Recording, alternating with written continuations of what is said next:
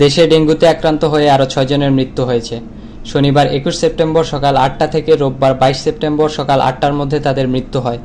চলতি বছর এখন পর্যন্ত ডেঙ্গুতে মৃত্যু হয়েছে 131 জনের।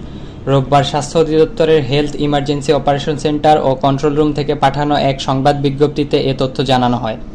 স্বাস্থ্য অধিদপ্তর জানায়, 24 ঘন্টায় ডেঙ্গুতে আক্রান্ত হয়ে 926 জন হাসপাতালে ভর্তি হয়েছেন।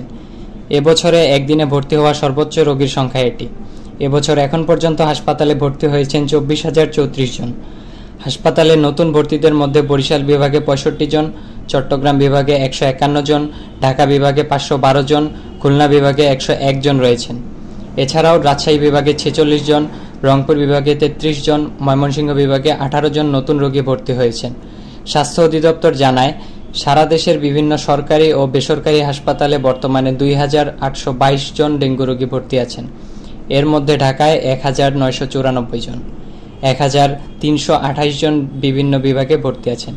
আব্দুল্লাহ আল মামুন, আধুনিক কাগজ।